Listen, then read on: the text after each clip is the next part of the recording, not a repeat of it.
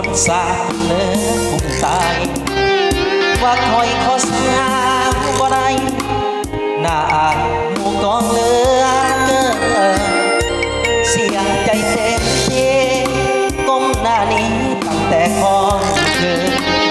บ่อยู่ไปหอดมือหน้าอายคนเขาสิว้าวให้ขอลาพ่อแม่เก็บเอาแพ้กระเป๋าเสื้อผ้าอดกันเด้อน้ำตามึงอย่าฟังหลังออกลายโอ้ตัวเจ้าของตอนนี้กำลังอับอายใครหน้าเท่าแก่ยิงซ้ายจึงขอไปตายดับหน้าดีกว่าเปิดอ่านว่านายซาเจ้าของมันโจรสินสอดน้องสวงเดือดร้อนคนจนจึงได้ทอดตัวขอลาก่อนเด้อไอ้ลาก่อนเด้อตัวชาตินี้บ่ได้เป็นผัวกะย้อนคุณหัวไอ้น้อยบ่จักลาเมื่อเสียงคนสาดังเมื่อหมู่บ้านบ่อยู่ให้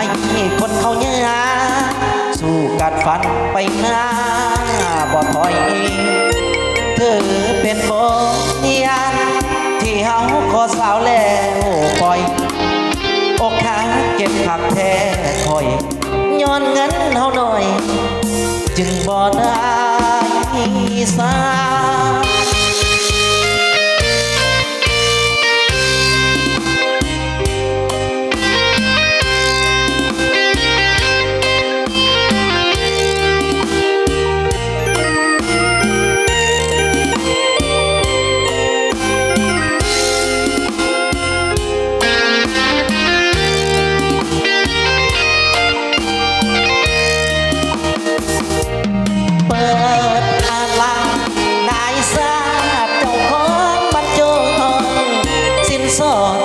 สวงเหลือล้น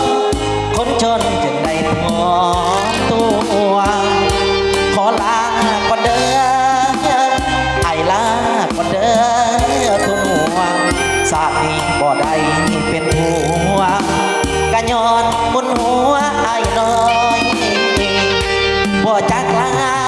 ว่าเสียงคนสากดังโหมู่บ้าน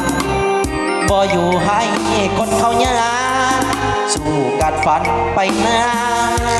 บ่ถอยเธอเป็นบทเรียนที่เฮาขอสาวแล้วปล่อยอกหักเก็บกักแท้คอยย้อนเงินเฮาหน่อยจึงบ่ได้